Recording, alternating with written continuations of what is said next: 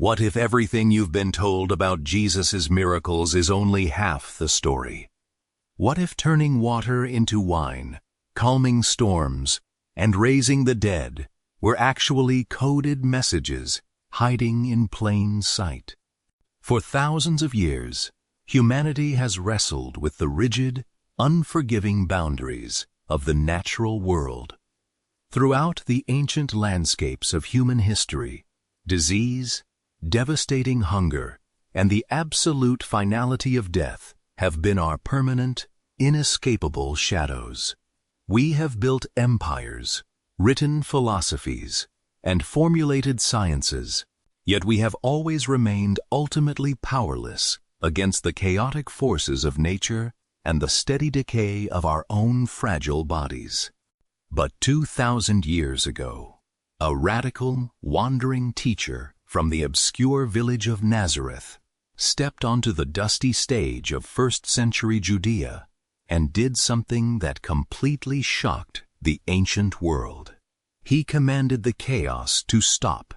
With a mere word, he turned water into wine. He made the blind see, the lame walk, and the dead rise out of their graves. In theology and history, we call these extraordinary occurrences miracles. But if you want to understand the true impact of this historical figure, you have to look past the spectacular nature of these acts. Have you ever stopped to ask, why did he do them? Most people assume Jesus performed these wonders simply to show off divine power, or as random acts of passing kindness. But the historical reality is far more shocking. His miracles were not random. They were carefully coded messages designed to completely dismantle the world order. To truly comprehend why Jesus performed miracles, we have to look past modern translations and study the exact language used in the earliest eyewitness records. In the ancient Greek texts of the Gospel of John, these spectacular acts are almost never referred to as wonders, magical feats, or tricks. Instead, the Gospel writers consistently chose a very specific, loaded Greek word, Semeion.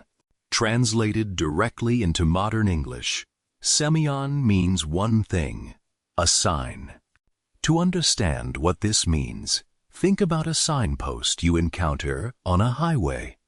When you are driving down a road and see a massive signpost pointing toward New York, London, or Tokyo, you do not stop your car, pull over to the side of the road, and begin to worship the signpost itself. That would be absurd. The signpost is not the destination. It is merely an indicator, pointing your eyes toward a massive reality that lies further down the road. Jesus' miracles operated exactly like those ancient signposts. They were never intended to be the main attraction or simple entertainment for a curious crowd. They were living physical markers pointing humanity toward a completely new cosmic reality. Something Jesus constantly referred to as the kingdom of God. Consider his very first public miracle, turning plain water into fine wine at a wedding feast in the small village of Cana. On a surface reading, it looks like he is simply saving a local family from social embarrassment. But in the ancient Near East, context was absolutely everything.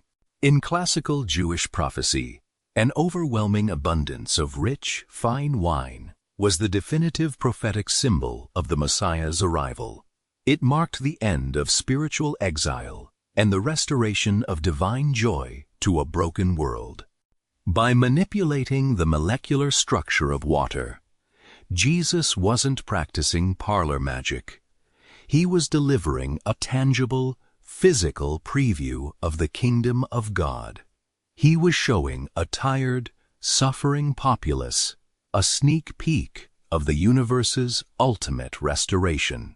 When the blind received sight, or the hungry were fed by multiplied bread in the wilderness, Jesus was showing what the world looks like when God is completely back in charge. It was a visual trailer for a restored creation, a world completely free from hunger, scarcity, and physical brokenness. Social revolution, challenging the empire.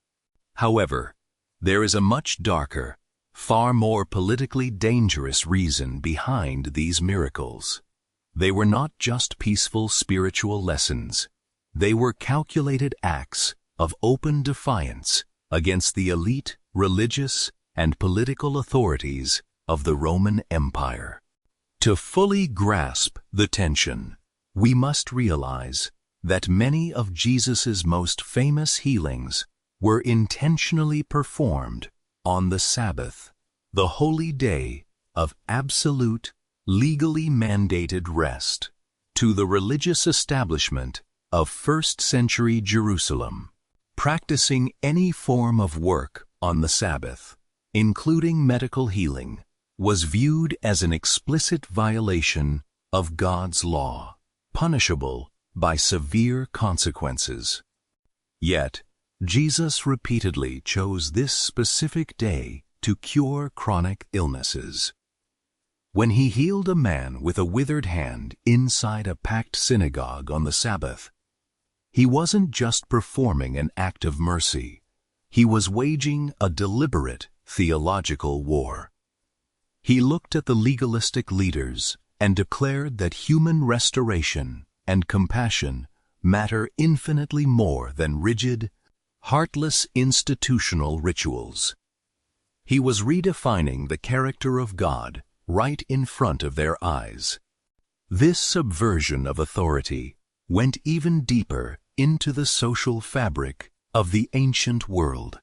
In the first century, a severe disease like leprosy was not treated as a standard medical issue. It was viewed as a profound moral and social curse. Society dealt with the sick through systemic banishment. If you contracted leprosy, you were legally stripped of your home, your family, and your livelihood, forced to live in squalor outside the stone city walls, forgotten by humanity.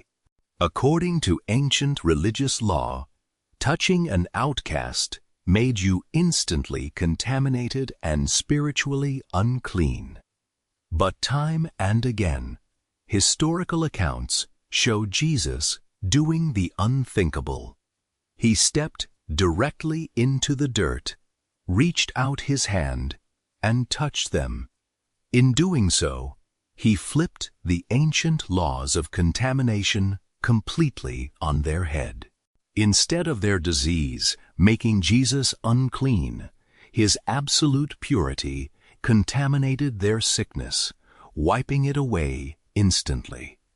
By healing society's most despised outcasts, Jesus was actively rewriting the social order, declaring that no human being was beyond the reach of his new kingdom. Cosmic authority, the nature miracles. For modern historians and international audiences looking back at the ancient world, the most challenging accounts to process are the nature miracles. Walking across the surface of a liquid sea, multiplying a few fish to feed thousands of people, or calming a roaring tempest with a vocal command. Why would a spiritual teacher feel the need to break the absolute laws of physics? To unlock this mystery, we have to step inside the mindset of ancient cosmic psychology. To first-century maritime cultures, the sea was not just a body of water or a source of food. It was viewed as the terrifying home of primordial chaos, demonic forces, and unpredictable, cataclysmic destruction. In the Hebrew Scriptures, there was an absolute theological boundary. Only the Creator God, Yahweh, possess the supreme cosmic power to crush the roaring waves, walk upon the deep, and command the ocean's storms to be still. This sets the stage for one of the most dramatic moments in the Gospels. While crossing the Sea of Galilee, a violent storm threatens to capsize a wooden fishing boat. As the seasoned disciples scream in absolute terror, Jesus stands up at the bow of the ship, faces the raging hurricane, and utters 3 simple words: "Peace, be still." Instantly, the howling wind dies down. The towering waves flatten out into a perfectly smooth sheet of glass. Significantly, the text notes that the disciples did not cheer or celebrate their rescue. Instead, they were overcome with an even deeper, paralyzing fear. They looked at one another in absolute bewilderment and asked, "Who is this man, that even the wind and the sea obey him?" By mastering the wind and the waves, Jesus was not performing a random rescue operation. He was explicitly claiming the identity and authority of the Creator. The nature miracles were tactical demonstrations designed to force a verdict from everyone who witnessed them. He was showing that his power was not just local or religious. It was cosmic, absolute, and extended over the very fabric of the physical universe. The final climax and the ultimate miracle. Every single miracle Jesus performed during his 3-year ministry was building toward a grand historic climax. He multiplied bread to show he was the spiritual sustenance of humanity. He gave sight to the blind to prove he was the light entering a dark world. But his final, most audacious miracle would ultimately seal his fate and guarantee his execution. He stood outside a tomb and raised his friend Lazarus back to life after he had been dead for 4 days. This final act was the ultimate breaking point for the ruling authorities. It demonstrated a terrifying level of authority that threatened to destabilize the entire region. It proved his power over humanity's absolute, undisputed enemy, death itself. While this miracle triggered the political mechanisms that led directly to his crucifixion on a Roman cross, the story didn't end in defeat. According to historical Christian faith and the explosive growth of the early church, his own subsequent resurrection from the dead became the ultimate miracle. It was the definitive proof that the laws of death had been permanently broken and that the new kingdom had officially arrived. If this documentary helped you see Jesus' miracles in a completely new way, please take a moment to like this video and subscribe to the channel. These simple actions help us create more in-depth biblical documentaries and share them with people around the world. Also, tell us in the comments, which miracle of Jesus do you believe carries the most powerful message? Thank you for watching, and God bless.